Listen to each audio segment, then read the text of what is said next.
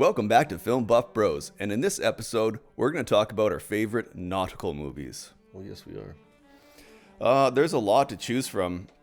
I mean, Jaws, one of my favorite movies, but I am going with The Life Aquatic, and then it's like there's another. It's a longer title. It's something about like Bill Zeiss or something. Bill Murray's character. It's not Bill Zeiss. It's something else. But anyway, top tier cinematography via whip zooms, picturesque framing, panning through ant farm-like sets in a De Palma kind of way, which is also, I think, a key signature style of Wes Anderson, the director. But this is the only movie of his that I could get through because there's such a big exposition dump in a lot of his other movies, and it just... this is definitely my favorite movie of his. Catchy and rhythmic scoring, playful kind of, somewhat psychedelic and highly stylized set and wardrobe, and extremely great casting. Seymour Castle, tiny little cameo. Angelica Houston, Bill Murray, Willem Dafoe, Luke Wilson, I think it is. Jeff Goldblum, so good in it. And then Kate Blanchett, I think, is also in it. Yeah, so highly recommend it. Yeah, I gotta watch that because I've seen Moonrise Kingdom and the Darlene Limited, but way back in the day. So the whole thing takes place in the submarine sort of thing? Is that just the whole movie? No. The submarine is just like the last scene. Oh, okay, it's on a boat like most of the time, and some other like nautical outposts. But it's mostly on Bill Murray's boat. Okay, well, yeah. I'm definitely gonna try it. You keep recommending it. Yeah, so, it's good. It sounds good. Nautical. I don't know if I looked up what nautical means. I guess it has to do with sailors, but it also has to do with boats. So I don't know if this really. To me, it's a nautical movie. It's a Sphere from '98.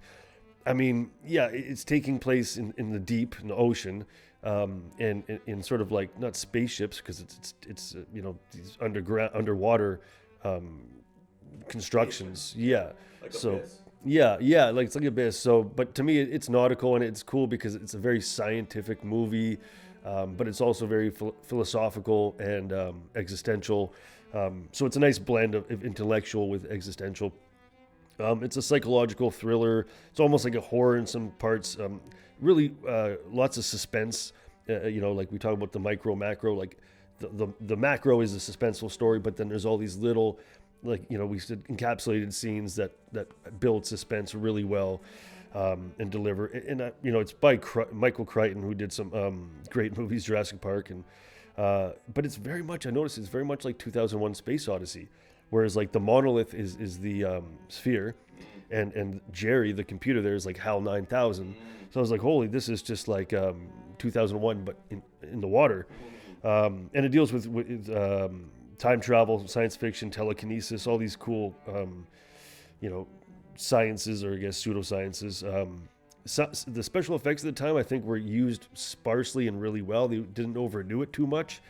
And it's cool. The characters are really cool. Like an astrophysicist, a mathematician, a biologist, a psychologist. Like they all have, like you said, very defined characteristics.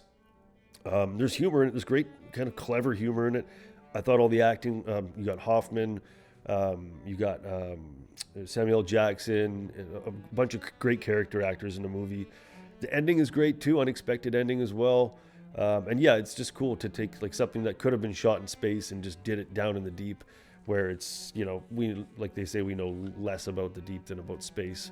So yeah, as a nautical, psychological thriller, I think Sphere is a must watch for people.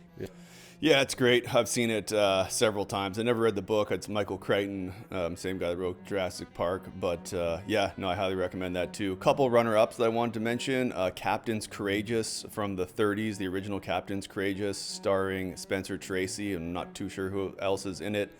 It's basically about a kid who is spoiled and he does pranks and stuff, and he's going off to a private school in London with his dad. Ends up falling off of the ship and then gets picked up by a fishing boat, but despite his demands, they won't directly bring him to London. They're like, no, we got to catch our haul first. So you got to learn how to fish if you want to eat. Super good. And then 20,000 Leagues Under the Sea. It's way darker than you might think for a Disney movie.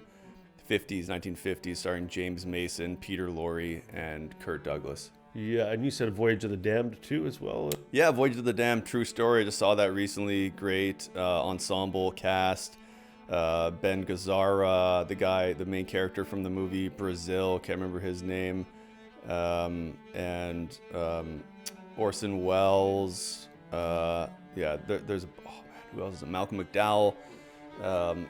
Bunch of Christopher Plummer, is he in it? No, I think it's the guy who plays the older priest in The Exorcist. But yeah, Voyage of the Damned, definitely worth a watch. True story about a ship of Jewish people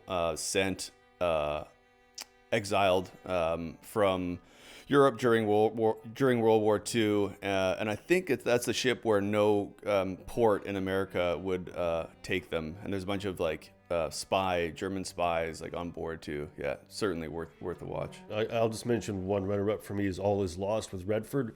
One character, one boat, and very almost no dialogue. Very nautical movie.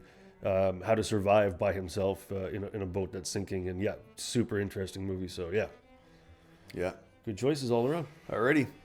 Thank you for watching this episode. Tune in next week for another episode, and please click down below to let us know what kind of movies you want to review, and don't forget to click the subscribe button so you can catch all of our awesome content. Ahoy, mi matey.